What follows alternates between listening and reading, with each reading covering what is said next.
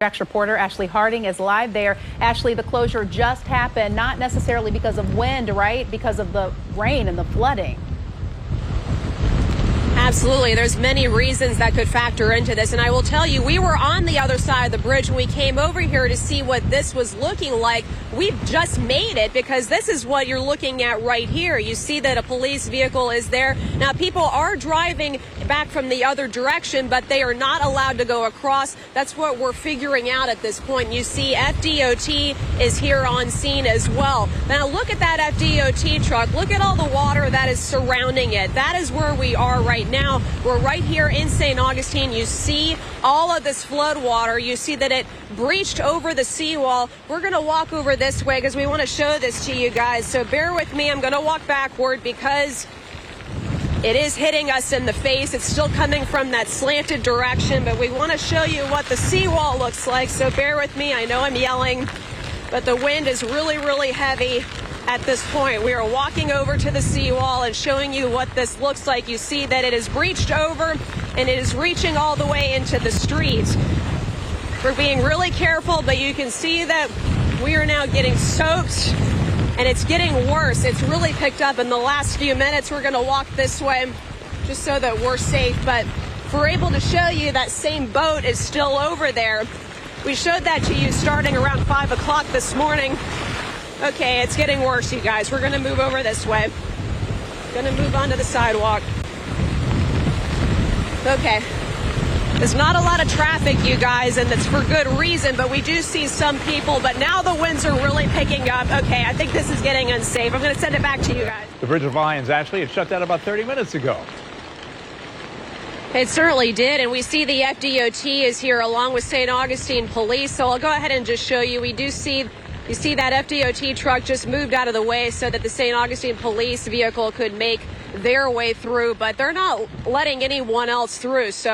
And this is probably for a good reason, obviously for a good reason. I just want to show you what we're looking at here. Just look at the violent waves that are crashing up against this observation area. That water is just plowing over that and is cascading down and all around. I think it is safe to say that this area of St. Augustine is underwater. It is flooded. Just look all the way across. If you look real closely, it's on the way down to the Plaza de la Constitucion, and you see just such wind, such hard rain. It's hitting our backs, and it's just really, really strong out here. And I'm about to lose my hat for probably the 5th time today. I'm gonna get this bad boy right here before I lose my phone. But if you want to go ahead and just look around, just take all this in. We don't see a lot of people out here, and that's for good reason. This is not the time for people to be out here. As we're showing you how serious this is, and just look again at that boat. I want to show our viewers that again, because that's the same boat we showed you earlier today. It is still here. The mast has ripped off at this point, but it is just bobbing along in the water. It is secure now, but again, you can just see it gives you kind of a scale of how intense these flames are, these waves are, as they're just crashing over, and it's just creating so much water here.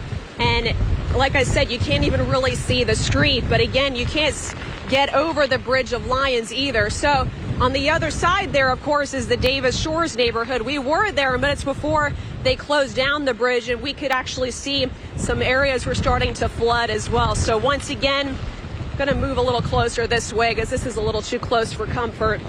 So just follow us.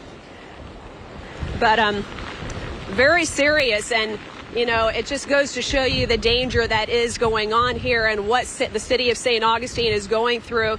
And I'm going to send it back to you guys because it's pretty intense, but this is what people are dealing with.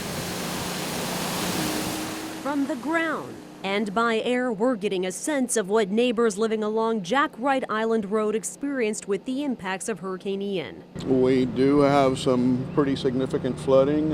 It could be worse. Manny Granados moved here in March. His home wasn't impacted, but seeing the flooding with this storm, I have some concern with, what could happen in the case of a very, very serious storm. Neighbors have told us the area beyond what we can see, all this water, known locally as Jack Wright Island, basically becomes a peninsula during heavy rains. Now, judging by scale of those mailboxes, they're concerned this could get much worse. Neighbors told us they were also without power for several hours, and it's been an issue in the past. With that, Granados has another plea. FPL, please split our lines from the ones that go down to the houses on the island itself, because they have trees that come down frequently, and we could have power without affecting them. Weathering through the storm, but staying grateful their neighbors are safe. In St. Johns County, Ashley Harding, Channel 4, the local station.